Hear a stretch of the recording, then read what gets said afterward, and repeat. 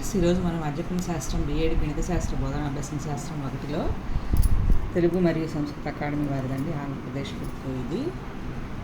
దీంట్లో 5వ అధ్యాయంలో ఉన్నాము. గణితము అభ్యసన వనరులు. దాంట్లో మల్టీమీడియా రిసోర్సెస్ వర్క్ చెప్పుకున్నామండి. ఈరోజు డిజిటల్ వనరుల గురించి చెప్పుకుంటున్నాము.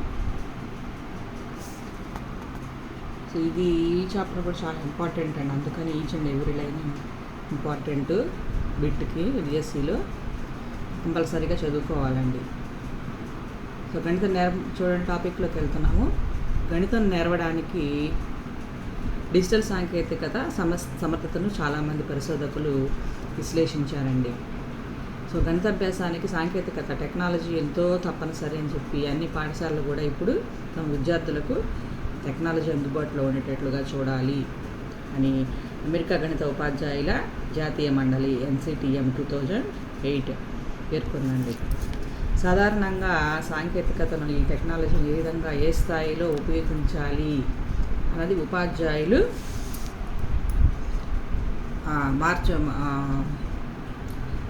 ఈ మార్పు చేంజ్ అనేది ఉండాలి, అనుకూల వైఖరి ఉంటుంది అని పరిశోధన ఫలితం అండి.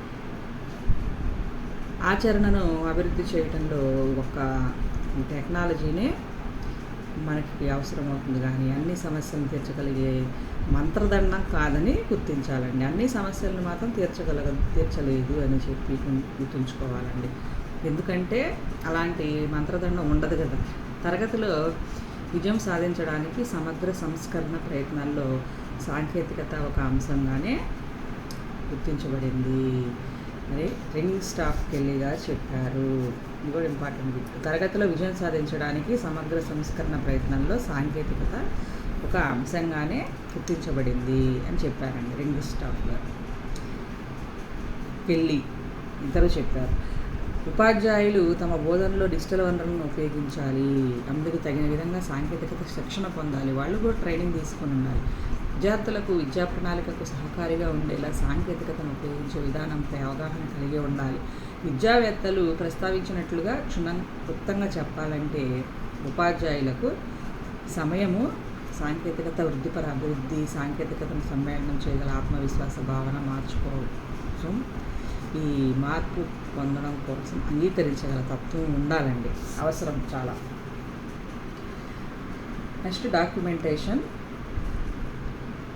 జెనిసి.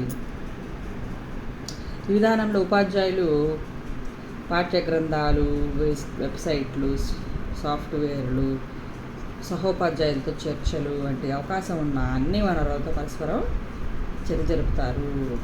ఇక్కడ కమ్యూనికేషన్ అవుతారంటే వాటిని కలుపుకొని సొంత వనరులను చర్చించుకొని తరగతికి అందజేసి తదుపరి వాటిని అవసరానికి అనుగుణంగా మార్చుకుంటారు. ఉపాధ్యాయుని వృత్తి సంబంధ గురించంలో ఇది ముఖ్యమైన స్థానం పొందుతుందండి. ఈ డాక్యుమెంట్లు అక్కడితో వనరులను వృత్తిపర జ్ఞానాన్ని కలుపుకొని ఉంటాయి. ఈ ప్రక్రియని డాక్యుమెంటేషన్ జెనిసిస్ అంటారు. తర్వాత అంటే ఇప్పుడు హ్యూడెట్ అండ్ ట్రోకీ 2009లో అవలంబించిన ఈ విధాన బోధన అభ్యసన ప్రక్రియకు తగిన సాంకేతికను అందించి అభివృద్ధి పరుస్తుంది. ఎవరు కనిపెట్టారండి ఈ డాక్యుమెంటేషన్ జెనిసిస్ అనేది? హ్యూడెట్ అండ్ ట్రోకీ. నెక్స్ట్ డిజిటల్ వనరులు రకాలండి. ఆడియో రికార్డింగ్ ప్రసంగాలు, ప్రముఖుల ఇంటర్వ్యూలు, బ్లాగ్, క్యాట్లాగ్ లాంటి లైబ్రరీస్, ఇమేజెస్ వంటి అంశాలు, బైబిలియోగ్రఫీ, ప్రైమరీ సెకండరీ సోర్సుల సంప్రదింపు వివరాలు, ఇవన్నీ వస్తాయండి. డిజిటల్ వనరుల రకాలు వచ్చేసి ఇవన్నీ వస్తాయి మనకి. ఇంకా డిజిటల్ ఎడిషన్, డౌన్లోడ్ చేయవీలున్న సమాచారం, డిస్కషన్ లిస్ట్, డిక్షనరీ అంటే గ్రాసరీ, డౌన్లోడ్ చేయవీలున్న సాఫ్ట్వేర్, ఈ బుక్ అంటే మనకి ఈలెర్నర్స్ అని చెప్పి ఒక యాప్ ఉంటుంది, దాంట్లో అసలు ఏ బుక్ అయినా చదువుకోవచ్చు. అలాంటిది ఇమేజెస్ అంటే రాతప్రతులు, photos, digital images, linked open data, multimedia 3Dతో సైతం, online journal, website, portal, gateway, scholarly society, teaching resource, text, medieval, modern, video, Wikipedia అని చెప్పి వస్తుందండి మనకి. గూగుల్లో సెర్చ్ చేసి అలాంటి DLRS, app percentage, software, programs, websites, వీటన్నింటినీ డిజిటల్ లెర్నర్స్. అవి విద్యార్థులను అభ్యసన వ్యాసంగం నిమగ్నం చేసి వారి అభ్యసన లక్ష్యాలకు తగిన విధంగా సహకరిస్తూ ఉంటాయన్నమాట. ఈ విధంగా మొత్తం 21 ఉన్నాయండి.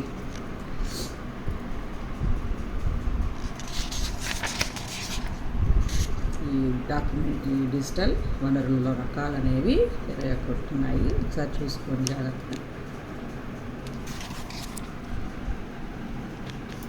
ఇంపార్టెంట్. నెక్స్ట్, అసలు ఈ డిజిటల్ వనరులు ప్రయోజనాలు ఏంటి అంటే, విద్యార్థులకు ఫీడ్బ్యాక్ ఇవ్వగల పరస్పర చర్య వనరులు ఉంటాయి. మళ్ళీ చూసుకోవడానికి ఫీడ్బ్యాక్ ఇస్తూ ఉంటాయి అన్నమాట.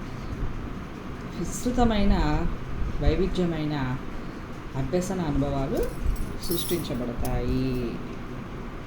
ఇవి వెసులుబాటు కలవి. విద్యార్థి ఆగవచ్చు, ఇక్కడ మధ్యలో స్కిప్ చేయొచ్చు, మళ్ళీ కావాల్సినప్పుడు పాస్ చేయొచ్చు, ముందుకెళ్ళచ్చు అలా అన్నమాట. లేదా అవసరం అనుకుంటే వెనక్కు కూడా వెళ్ళచ్చు. అదే ఫాస్ట్ ఫార్వర్డ్, రివైండ్ ఇవన్నీ ప్రాముఖ్యతలను బట్టి చేయవచ్చు. కేవలం క్లాస్ రూమ్లోనే కాకుండా తనకు అవకాశం ఉన్న సమయంలో ప్రదేశంలో ఎక్కడైనా ఉపయోగించుకోవచ్చు. కోర్సుకు సంబంధించి వైవిధ్య అంశాలతో తయారు చేసి విద్యార్థులకు షేర్ చేయవచ్చు. కొన్ని ప్రత్యేక భావనలకు వీడియో వంటివి చాలా శక్తివంతమైన సాధనాలు. మనం చేస్తుంది ఇప్పుడు వీడియో చేస్తున్నాం కదండి, అట్లా సేమ్ దాని గురించి చెప్పినట్టు ఈ డిజిటల్ వనరులు అనేవి ఇంత బాగా ఉపయోగాలు ఉన్నాయండి మనకి. నెక్స్ట్ ఇంకా పరిమితులు కూడా ఉంటాయి కదా. దేనికైనా ప్రయోజనాలతో పాటు అడ్వాంటేజెస్, డిసడ్వాంటేజెస్ రెండూ ఉంటాయి. సో లిమిటేషన్స్ ఏంటిది మరి? ఇక్కడ అనుమతి పొందడము, తయారు చేయడము చాలా ఖర్చుతో కూడినది. ఎప్పటికప్పుడు అవి అప్డేట్ చేయాల్సిన అంశాలు ఉంటాయి. పునర్విమర్శనకు పాఠ్యపుస్తకం కన్నా ఎక్కువ సమయం తీసుకుంటాయి. ఎక్కువసార్లు ఉపయోగించిన కొంతకాల పరిమితి దాటిన వీడియో క్లిప్పులు పాడయ్యే ప్రమాదం ఉంటుంది కదా ఎక్కువసార్లు ఉపయోగించినప్పుడు. వినియోగంలో సాంకేతిక లోపాలు ఏర్పడవచ్చు. ఇవన్నీ పరిమితుల కింద వస్తాయండి. డిజిటల్ వనరుల పరిమితులు. కొత్త వీడియో ఆపేస్తున్నాను. దయచేసి లైక్ చేసి షేర్ చేయండి అండ్ సబ్స్క్రైబ్ చేసుకోండి. థ్యాంక్ యూ అండి.